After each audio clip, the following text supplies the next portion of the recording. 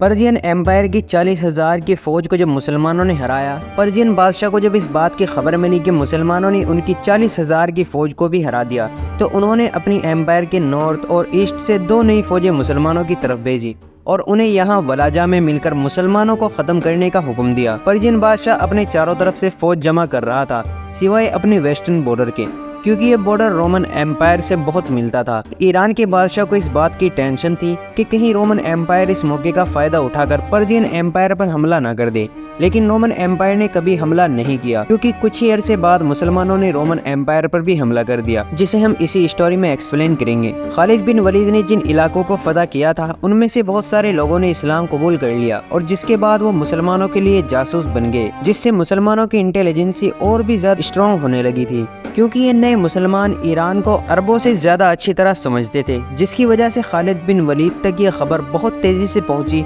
कि 2 फौजें उनकी तरफ बहुत तेजी से बढ़ रही हैं। खालिद बिन वलीद को पता था कि अगर ये 2 फौजें आपस में यूनाइट हो गई तो इनको हराना इम्पॉसिबल हो जाएगा। तो मुसलमानों ने इन सब को रोकने के लिए प्लानिंग शुरू कर दी।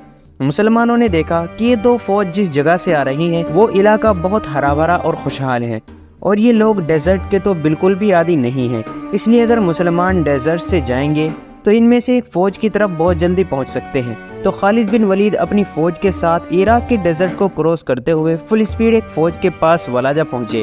वलाजा में पर्शियन फौज और मुसलमानों की फौज आमने सामने थी।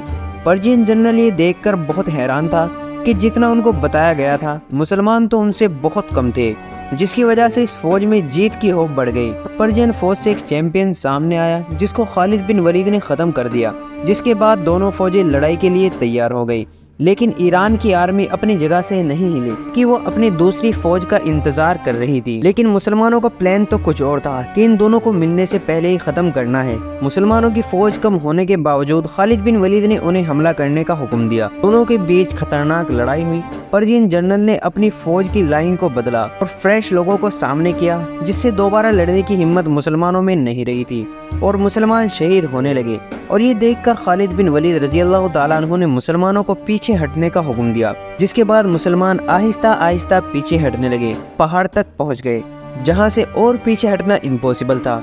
आखिर ईरान की पूरी फौज ने मुसलमानों पर हमला कर दिया। लेकिन अगर आप देखें, मुसलमान सीधी लाइन से पीछे नहीं हट रहे थे, बल्कि मुसलमानों का सेंटर पीछे हट रहा था और दोनों साइड वो मजबूती से खड़ी थी और एक राउंड सर्कल बनाते हुए पीछे हट रहे थे।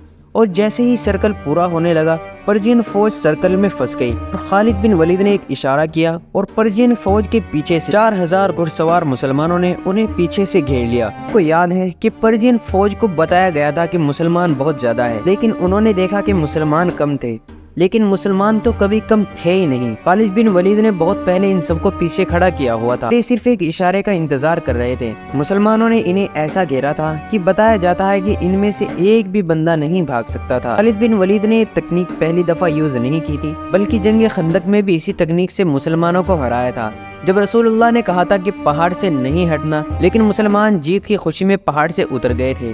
तो खालिद बिन वलीद ने पीछे से आकर हमला कर दिया था और पूरी जंग को बदल कर रख दिया था और यही तकनीक इसी जंग में यूज की। इस फौज को हराने के बाद अब मुसलमान पर्शियन एम्पायर के सेंटर तक पहुंच चुके थे और कुछ ही अरसे बाद हजरत अबू बकर रज़ी अल्लाह तआला अन्हु ने रोमन एम्पायर पर भी हमला करने का हुक्म कर दिया, जिसको हम अगली वीडियो में एक्सप्लेन करेंगे। वीडियो पसंद आए तो वीडियो को लाइक करें। ऐसे ही वीडियो देखने के लिए हमारे चैनल को सब्सक्राइब करके बेल आइकन को ऑल पर सेलेक्ट कर लें, ताकि ऐसे ही वीडियो आपके पास सबसे पहले पहुंच सके।